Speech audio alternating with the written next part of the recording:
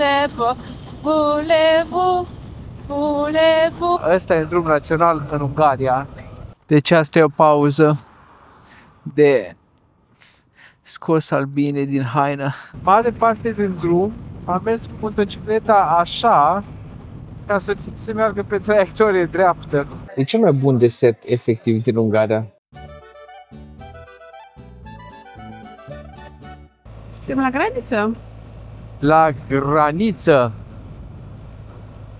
Și Iulia, ești pregătită? Prima dată când ies din țară pe motor. Woohoo! Da, și ești în țară tocmai în Schengen. Și hai. Yay, Iulia, bun venit în Europa! Yay! În Europa Centrală. Nu Europa aia bună de vest, dar Europa Centrală. De acum suntem în No Man's Land și acum intrăm în H, cum zice Waze-ul, un H, adică în Ungaria. Pe unde trebuie să luăm prima bandă? E vehicule mici, nu? Pe acolo e închis. Și hai și în Schengen. Bine că în Schengen eram și noi acum. Da, acum pe bune ai trecut și tu în Schengen, Iulia, felicitări! Mulțumesc, prima ieșire pe motor. Prima ieșire pe motor, bravo! Pot să iau o spiță în gură. Să iau spiță în gură, Doamne ferește! Cum să iau spiță în gură? Dar nu știu, am să zic spițe de la bicicletă, dar nu cred că e bine. Păi nu, că și motocicletele Am vrut să zic lanț, dar după aia m-am gândit că Bela n-are lanț. Da, foarte bine, pe are cardan, super! Apoi să iau un top case în gură. Doamne, hai, nu mai lua nimic, gata, oprește-te, că devine periculos, devine scary, ce-mi zici tu? Cer scuze. Nu e nimic, dar felicitări, uite că am ajuns în Ungaria, prima dată când ești tu din țară și să nu uităm, bună dimineața internet, Alex și... Iulia pe motor aici cu Alex. Direct din Ungaria, tocmai am trecut Vama Porsche 1, când ne-am gândit să mergem, că avem timp, în seara asta trebuie să ajungem de la Balaton și avem timp suficient, ne-am gândit cât de mult putem să o ținem pe drumuri de astea naționale, deși știm că în Ungaria nu sunt cele mai grozav asfaltate drumurile astea naționale. Nu suntem în alt sau ceva ca să putem să spunem că avem wow, ce chestii incredibile de văzut, dar nu contează, ne plimbăm, ne relaxăm, sperăm la mai puțin trafic aici, deși avem două mașini de transport de muncă în spatele nostru, dar pe total sperăm la mai puțin trafic astăzi să ne întâlnim de cursul zilei. Și cum ați văzut, prima dată când a ieșit Iulia din țară de două roți, suntem foarte fericiți în legătură cu acest aspect. Și trebuie să vă zicem cursa noastră de astăzi, unde o să ne ducă în drumul nostru spre Alpi austrieci, ulterior spre Bavaria. Tocmai am plecat din Oradea de la prietenii noștri, cum am zis, am trecut Vama Porsche, am intrat pe drumul național și din partea asta o să mergem un pic spre Solnok și după aia se poate pe Budapesta, un pic pe autostradă până la Ring. Noi încă nu știm sigur, o să mă uit din aproape în aproape pe traseu, voi știți că probabil deja v-am pus harta, dar planul este să evităm Budapesta din toate punctele de vedere, am vrea să evităm și Ringul, centura Budapestei, pentru că e un asfalt destul de căcăcios acolo, unul la mână, mai ales pentru motociclete, e căcăcios și pentru mașini, dar mai ales pentru motociclete. Doi la mână, dacă am ajunge acolo, am ajunge pe la prânz, când va fi ora de vârf și se arată vreo 32 de grade și sincer nu ar vrea să stau în trafic de pe centura Budapestei cu 32 de grade pe motocicletă. Nu am vrea să stau. Și vrem să evităm total. Cealaltă variantă e să traversăm Budapesta, să ieșim în partea cealaltă a orașului și după aia să vă spre spre Balaton. Nu știm încă sigur dacă o să facem mai, o să ne uităm la Solnok, până mai oprim la o cafea, să vedem ce alte variante mai avem și cum altfel nu putem să configurăm traseul nostru, pentru că prima oprire mai serioasă și chestia pe care vrem să o vedem astăzi este un castel, da, un castel care este în Guinness World Records, în cartea recordurilor Guinness. Și când o să ajungem acolo și o să vi-l arăt, o să vă zic exact și pentru ce este asta. Deci dacă sunteți curioși, rămâneți până la finalul videoclipului. Bucurați-vă de noi alături de acest asfalt minunat. Hai să dau un pic parcurs mai jos să vedeți mai bine. Asfalt minunat ungurilesc. dintre care trebuie să fac eu slalom acum. Dar na, ce să zic, am intrat în Ungaria, am pornit spre Alp și spre Bavaria, asfalt uscat avem și ne vedem mai târziu de pe la Solno. Deci vreau să vă zic că nu cred că am făcut absolut nicio afacere, venim pe partea asta, pe Biharea și pe drumul european până la Solno, sau național, ce n-ai fi.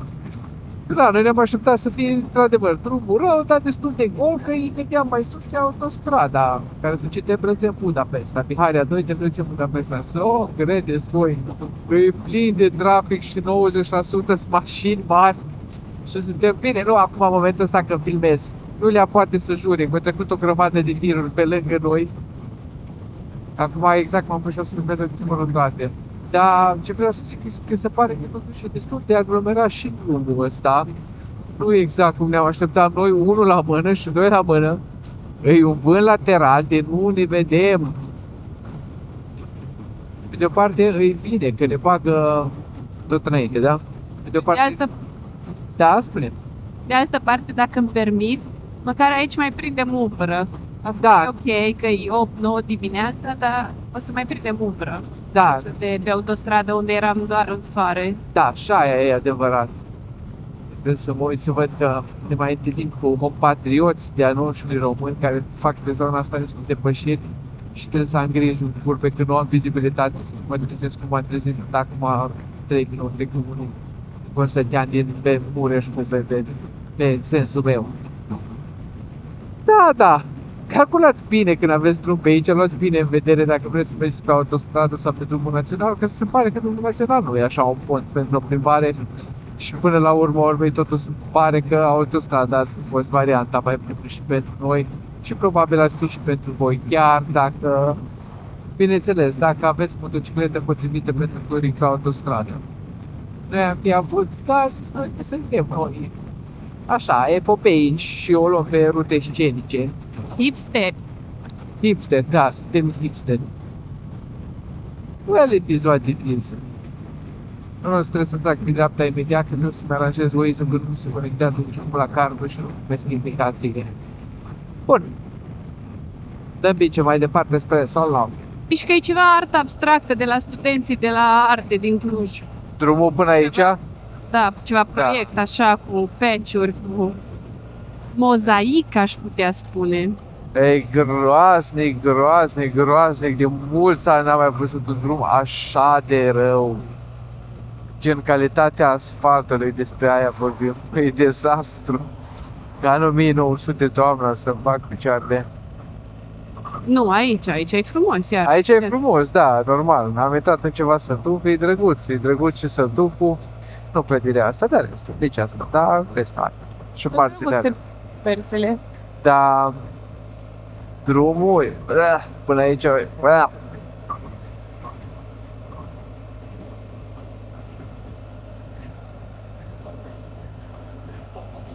știu ce fac maghiarii ăștia cu bani. Cred că își investesc bani în lupta anti-homosexuali. Am auzit că aici nu sunt homosexuali, dar nici drumuri bune nu sunt. Cred că au același buget. Om bun. Și da, sunt sarcastic, dacă nu vă dați seama, să nu avem discuții de genul ăsta. Să nu mă puneți pe internet. Voulez-vous, maghiar piurtă școlar, maghiar piurtă școlar, voulez-vous. Foarte frumos, le mulțumim frumos și doamnelor și domnilor, bine ne-a revenit aici la intrarea în Solno, chiar să vedem care e limita de viteză, tot 90? Tot 90, da. Bun, punem înapoi. 90. 90, da. Noi suntem pe punctul să intrăm în Solno, că acum mai avem 15 minute, am pus parcarea unui penny, să intrăm, poate găsim, poate și mai repede de Beniovic, că aș vrea să vedem pe o benzinărie, că mai am pic mai mult de jumătate de rezervor, să punem o benzinucă, să bem o cafea, să ne alimentăm, adică pe noi, să alimentăm pe Bela, să ne schimbăm fluidele noi mai bine zis. O alternativă, mai ales totuși află din spate. Și nu va mai arăta mare parte din drum, că sincer a fost extrem de plictisitor. Pentru mine, tu, Iulia, ai zis că ți-a plăcut. Mi-a plăcut prima parte, după ce am intrat din România în Ungaria, Așa? chiar primii kilometri, maxim 50, păi a devenit foarte boring și acum chiar la final, acum în ultimele 10 minute, am stat cu ochii închiși în speranța să adorm, sincer să fiu, deci... Cinstit. Da, ce mi s-a părut foarte interesant e faptul că văd că vin pe autostrada asta, nu știu, de din 4, parcă aici la Sorno, spre România. N-am știut, dar se pare că ei mai vin pe autostradă înspre noi, știți cum e la urât care seamănă cu un, care se numește ca un oraș din Croația. Noi nu trecem nicio autostradă, dar avem maciutul ăla de la Mihai 2 și cam atât. Păi, am pus Sorloc sau Szeged?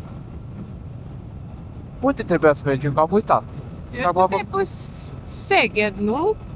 Și acum văd că intrăm în Sorloc. Da, să fie primit. Da, exact. Cât timp e oraș mare, nu contează. Mai amuzant ar fi dacă... Acum am dat seama că eu știu, cred că vrem să ajungem cu Szeged. Dar... Nu e nimic, atâta timp cât mergem în direcția general valabilă. Da, Nu, scuze că te întrerup. Szegedul e la graniță cu Timișoara. Da? A, înseamnă că Sorloc. E ok, e bun. E bun. M-am încurcat eu. Cred că singura cafeluță pe care am băut-o astăzi nu a fost suficientă și de aia vrem să găsim și o benzinărie, să băgăm și o cafeluță, v-am zis. Uite, Iulia, știi ce cu elicopterul ăsta? Ce? Îl vezi? Îl văd, dar... Ăsta e elicopterul cu care Orban luptă împotriva gheilor. Ce? Ia. N-are nicio șansă. După cum vezi, elicopterul stă la fel ca și lupta lui. Te lasă.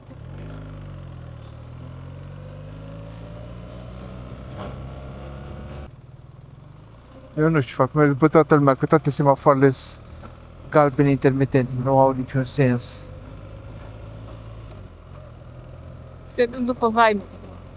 Da, I'm vibe riding. Nu e urât Sornocul, dar nu, în general orașele din Ungaria nu sunt urâte. Mai ales așa că nu sunt mai îngrijite și ceva deja parcă au un je ne sais quoi, așa, au un pic de culoare, toate, sunt plăcute. Dar frate, e dezastru cu semafoarele astea, cui trebuie să dai prioritate și cui nu. N-am nici semafoare, n-am nici indicatoare, ce fac? Te duci cu încredere. Da, tare făinuț. Ce să... Da, tot brutalist, comunist, clar. Băi, Dar măcar, săraci. vezi că le-au dat un strat de culoare, au aceea apa în dreapta, Promenadă. da, ce promenadă faină și lungă, e foarte fain. Da, tu mai duci la Mac, mă, mai prostit. Vrei Mac? Nu. E sigură? Vrei KFC? Că OMV nu văd. A, uite aici. Sigur că îl vezi.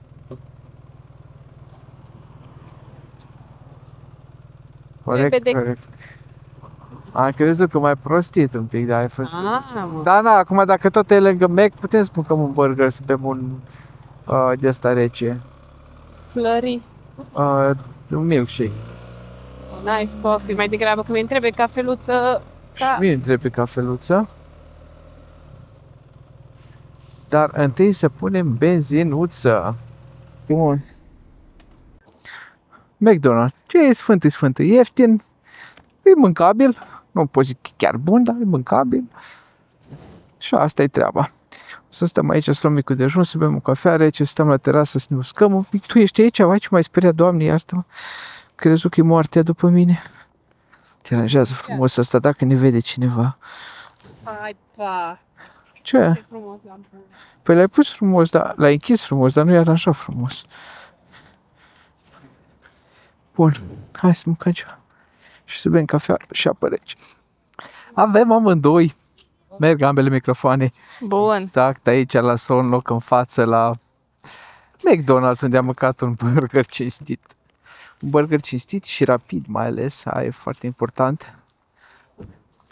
Și un cartof prăjit, tu, de fapt. Nu numai burger. Nu? Ce?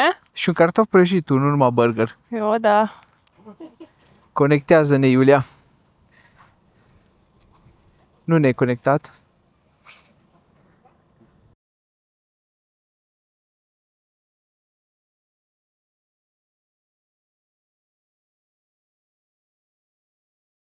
Da.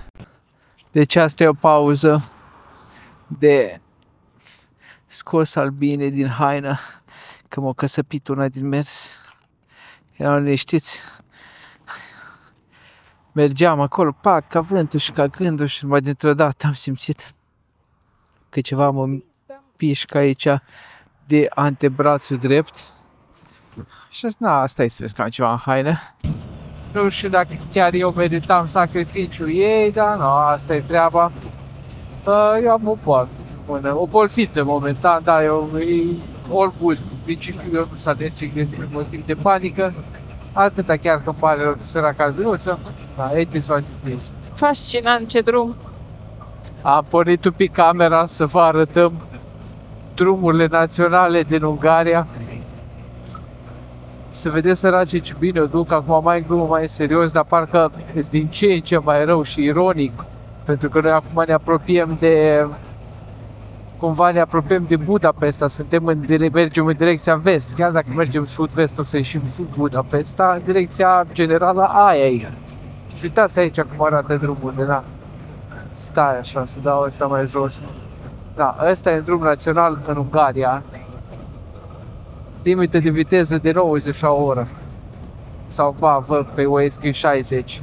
Avusese mai devreme indicator cu 90. Cred că și-o dat și ei seama că sunt cam imprudenți să lase aici o limită de 90 la oră.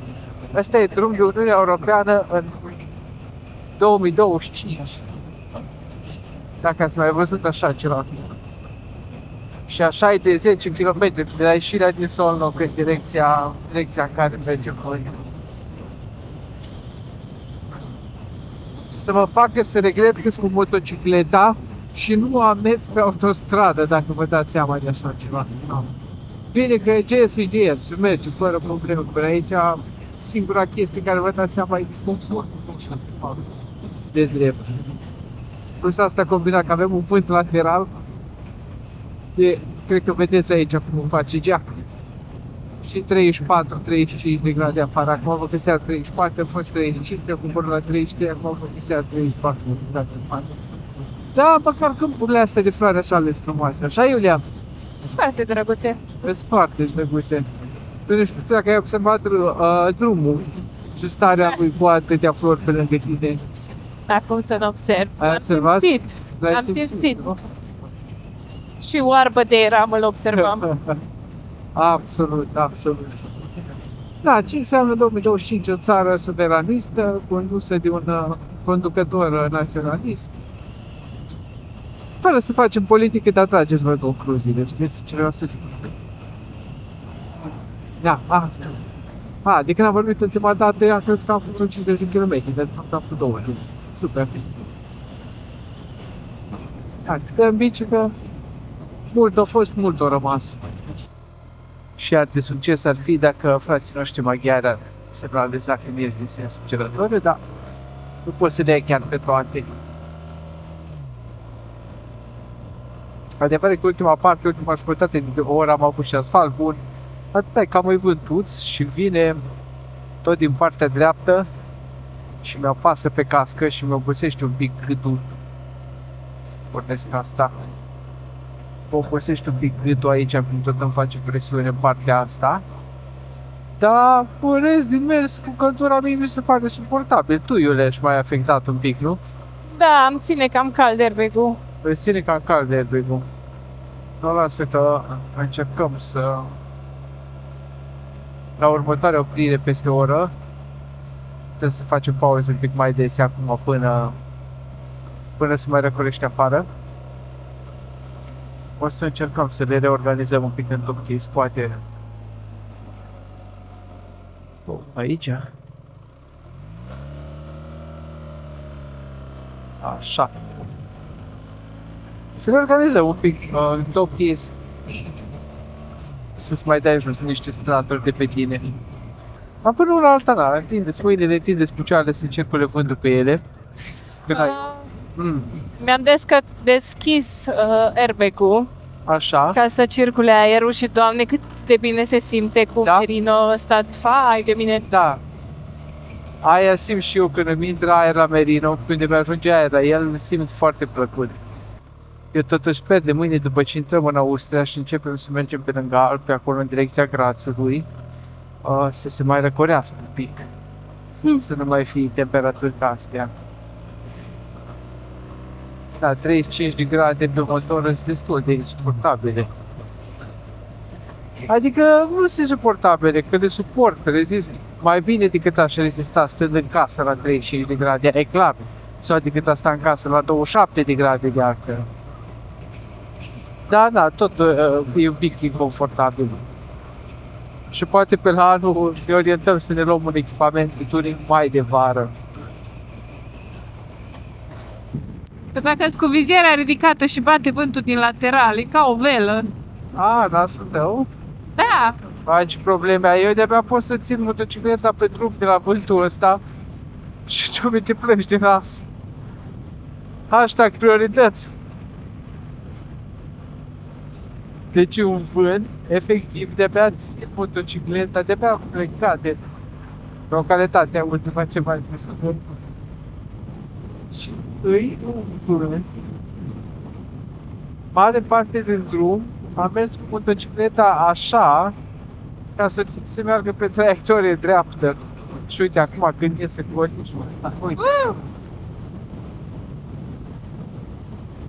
Efectiv, îi mă gând să merg mai tare, ca asta că cumva ne dă pe jos, să nu ne dea pe jos la viteză mare. Foarte mare. Uite, nu cred că le-au auzit voi, pentru că de obicei procesez. Uite, așa. Se mi opac din el de vânt. De obicei procesez sunetul să rămână numai vocile noastre în mare parte, deci nu cred că auziți ce rafale sunt. Dar mă gândesc că vedeți.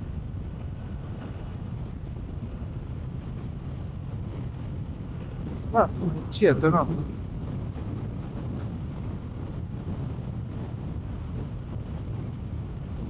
Din partea aia vine față dreapta.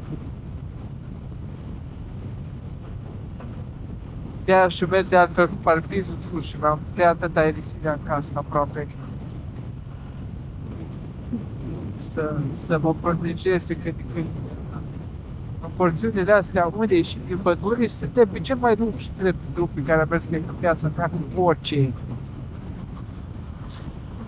De nu știu câți kilometri mergem tot așa, în linie dreaptă, efectiv în linie dreaptă.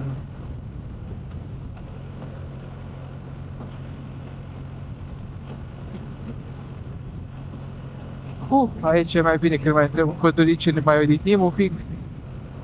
Când ieșim din pădurici, iar nu lovești. Tot asfaltul e așa. Și noi acum mergem de la căldură, probabil, și na, vehicule cu tonaj mare. E lăsat în valuri. Și noi mergem efectiv pe trădără din mașină. Of, Ungaria, of! Nu știu ce mergați celălalt capăt al lumii pentru aventuri, că nu e suficient să faci aici un weekend în Ungaria ca să simți cele mai bune aventuri din viață.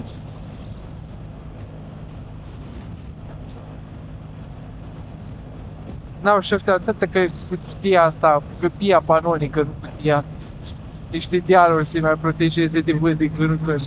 Iulia, mai ești tu motor? Nu m-a luat încă vântul, dar nu mai am mult. Nu mai ai mult, așa-i? Nu.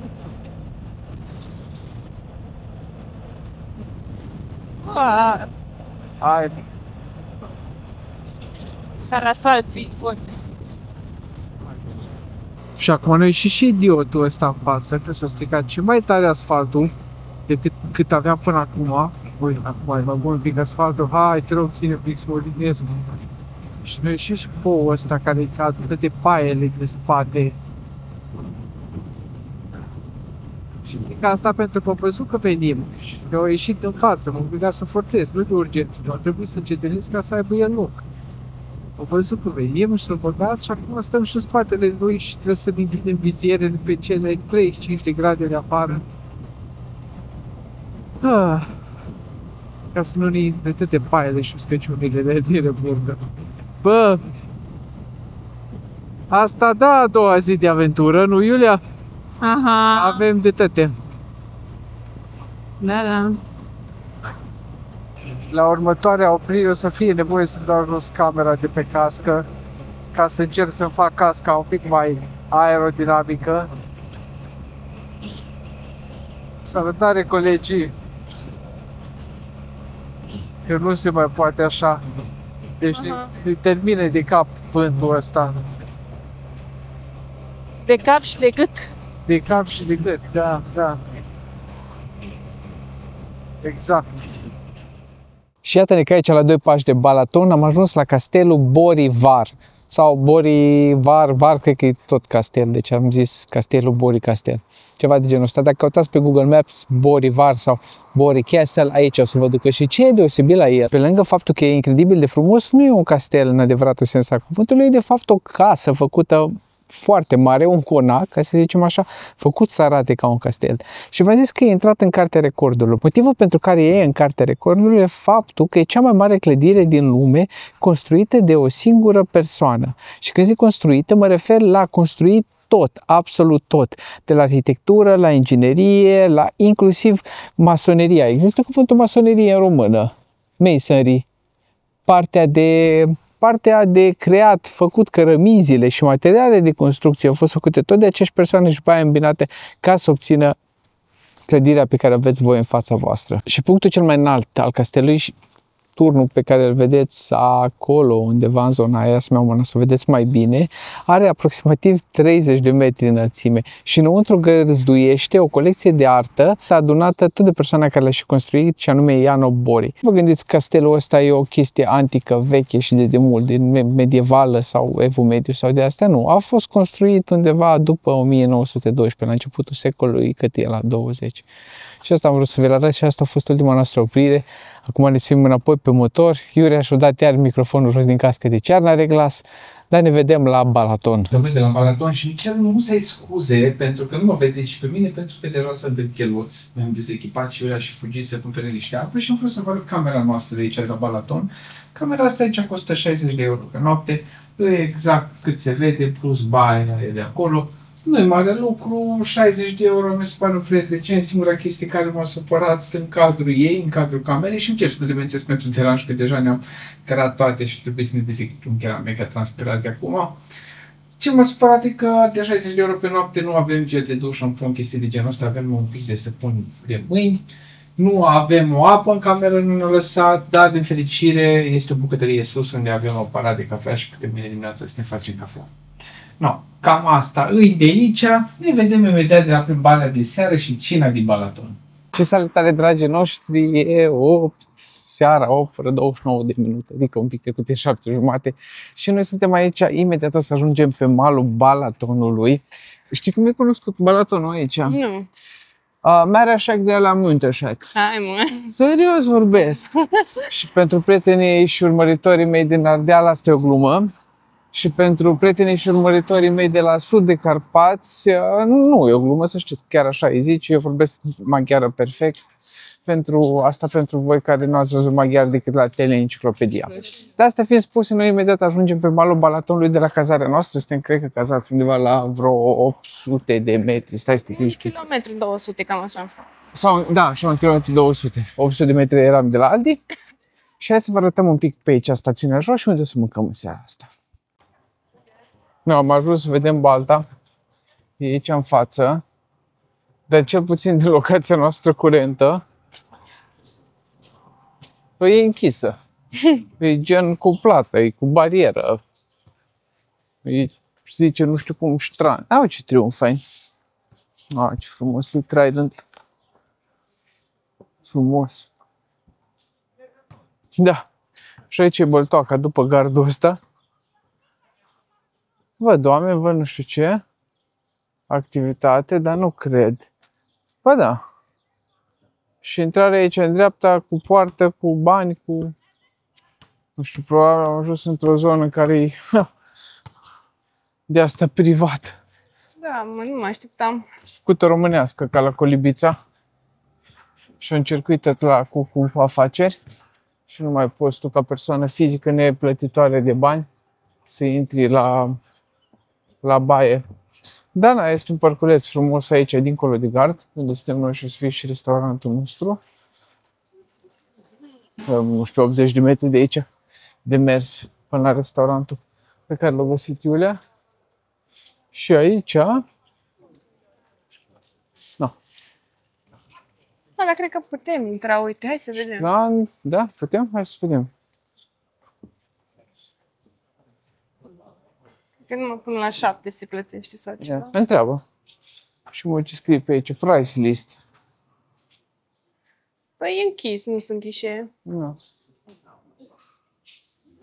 Închis? Ok.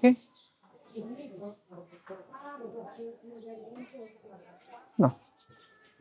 Ok. Este restaurant? Păi nu este restaurantul nostru. Ba, cred că da. Ăsta s-ar putea să fie. Acolo era ticket list și price list. Nu știu că 2500 de forinți pe zi sau ceva de genul ăsta. Dar am făcut o ilegalitate.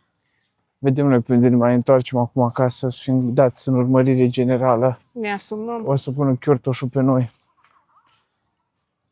Băi, dar e frumos pe aici. Da, chiar e Și frumos. umbră și... Da, cu atâta verdeață, e super fain. Și tu este lume, o grămadă. Păi na, dacă dai bani, stai toți banii.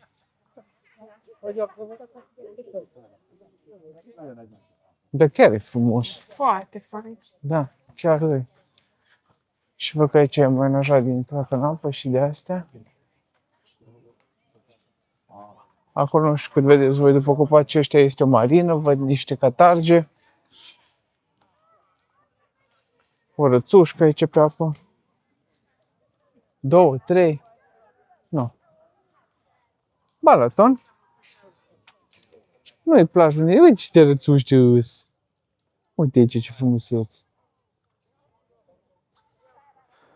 Deci da, nu e plajă în sensul tradițional. E așa petroasă, cu intrare în apă și de astea, scări. Și ceva pontoane în partea asta, dar e foarte frumos. E foarte frumos. Bine, deci nu vă imaginați apa ca în Grecia, ca măloasă. Dar nu pare să fie murdară cu algi și chestii de genul ăsta, peturi, cheștoace, răhăței de copii și altele. Hai, să mâncăm, prințesă. Hai să mâncăm. Nu, asta e Balatonul. Sincer, ne-a impresionat. Și avem noroc că am prins loc la un restaurant care se numește aici Borșa, Borcsa. Deci mă gândesc că Borșa citește. Borșa Eterem. Exact aici pe malul Bălții, din unghiul din care v-am arătat-o vouă din aur. Eu acum o văd din față, nu pot să filmez că sunt mulți oameni în fața mea, între mine și Baltă, dar mă credeți pe cuvânt. Și suntem aici. Am luat o cinstită, prima bere cinstită pe care o beau de când am plecat. Și ne-am comandat mâncare. Iulia și-a luat ceva platou de combinație de rață, cu piept de rață, pulpă de rață, ficat de gâscă parcă și în cartofi, ceva legume, ceva de genul ăsta. Iulia care tocmai a venit la baie, nu știu dacă ați auzit-o pe microfon, când a fost la baie.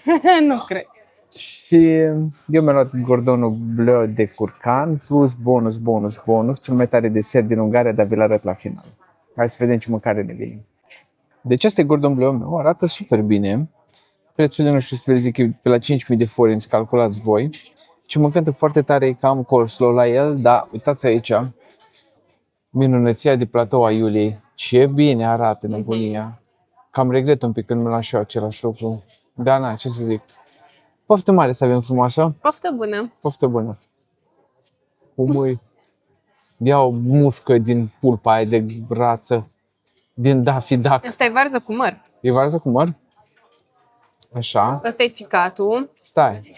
Acum arată-ne. Asta e ficatul. Așa. Asta e pieptul și asta evident e rața. Am înțeles. Asta e varză cu măr.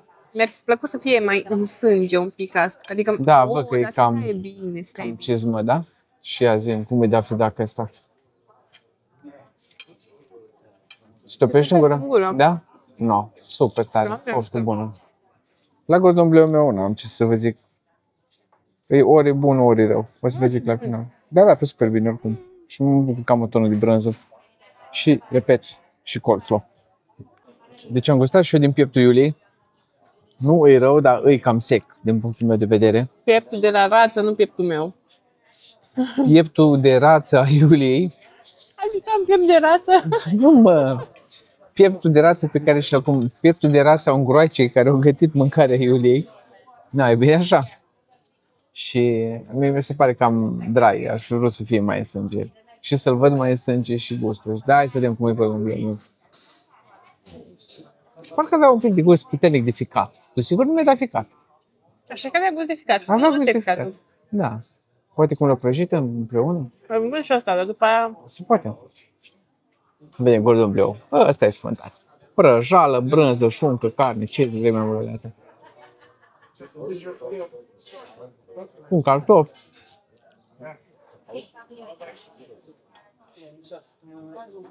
Bun? Normal.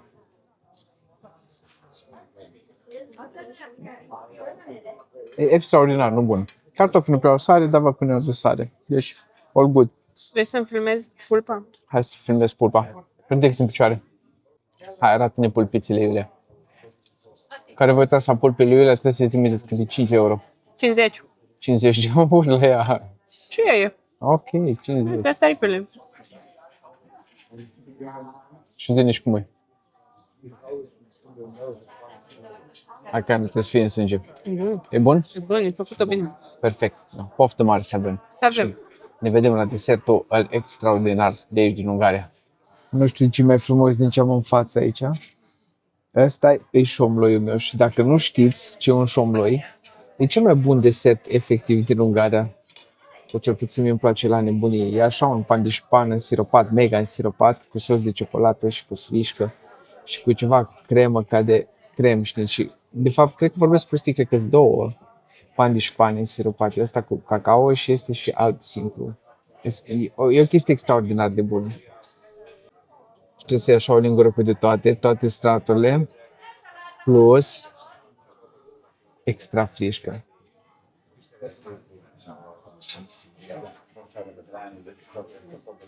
Extraordinar.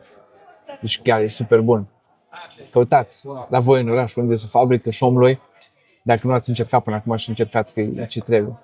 Și ăsta e și drăgustare, așa cu biscuitele de ciocolată și căpșunica asta. Iulia, te servesc? Te rog. Și bine că ne-au dus două linguri. Sau vrei să te servesc eu așa romantic?